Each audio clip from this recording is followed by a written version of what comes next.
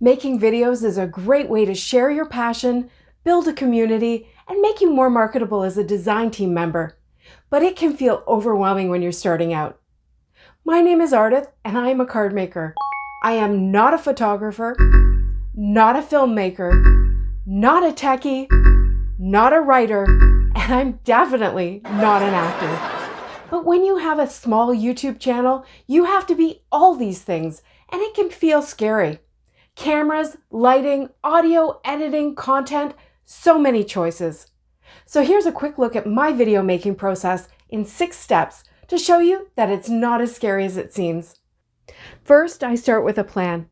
I like to make videos that show card making techniques or how to get more from your crafty supplies.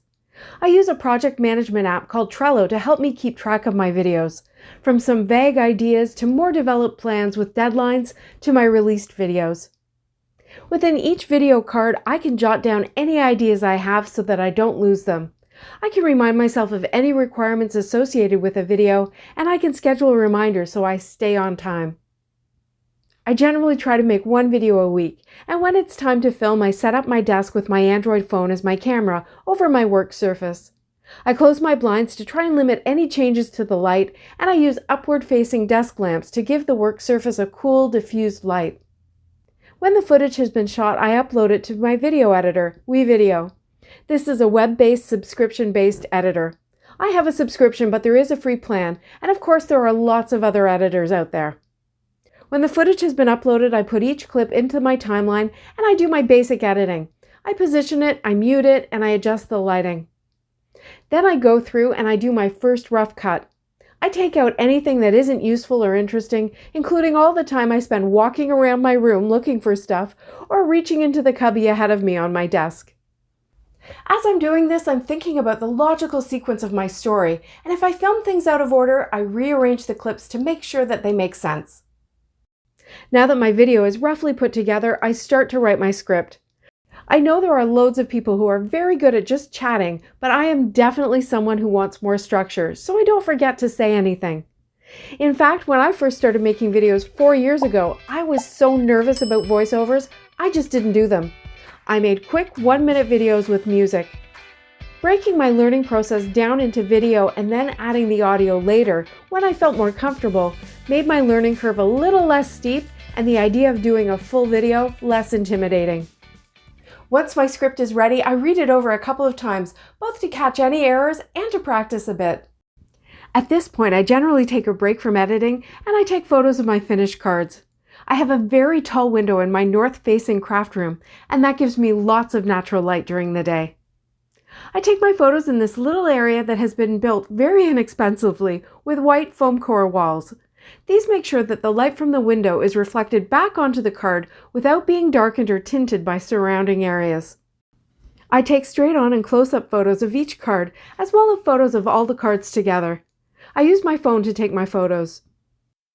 I edit my photos in a web-based photo editor called Pixlr. I pay for a subscription so there's no ads, but again, there are free plans available.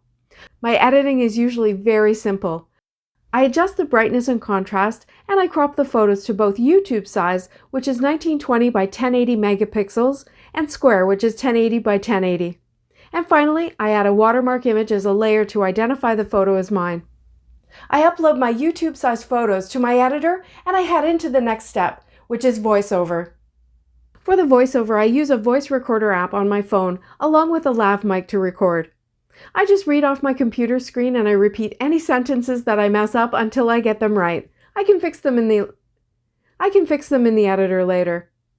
I upload the audio file into wevideo, put it in an audio track, and then patiently edit both audio and video until I'm happy with it. Next, I do what I call a talking head, which is generally a short intro and outro of me talking to my camera. I use my lav mic in a teleprompter ad called Nano teleprompter, which is intuitive and really easy to use. I import that file into wevideo and I add the appropriate portions to the beginning and end of the video. This is another part of video making that I didn't do back when I started, and I really only added talking heads in the last year or so as I got more comfortable with the process of making videos and being in front of the camera, which I think is a great way to connect. Next, I watch my video to identify places where I might want to add some titles or other graphics, and I animate the photos of the cards so that they're a little more interesting. I watch the video one last time to be sure that I'm happy with everything, and then I export it, download it to my computer, and upload it onto my YouTube channel. To finish everything off, I take a thumbnail photo, come up with a title, and I add those to my YouTube channel as well. I schedule the video, and when it goes live, I share it on my social media platforms as well as on a number of Facebook groups I'm a member of. I like to read and answer every comment I get on my videos to get to know my audience and better understand what you're interested in watching. It takes a bit of time, but it's really enjoyable, and all your kind words and support give me the energy to go back and start the process all over again. Let me know in the comments if you have any questions, and I'll do my best to answer them. We all have different gear, software, knowledge, and ways of working, and I hope you're inspired to find something that works for you. Take it step by step and try and make your own videos. And if you're interested in seeing more about my craft room, I've linked my tour video right here. It's a little out of date because I posted it in the pre-Zoom era, and I've had to rearrange a few things. Maybe I'll do an update later in the year. Thanks so much for watching. See you next time.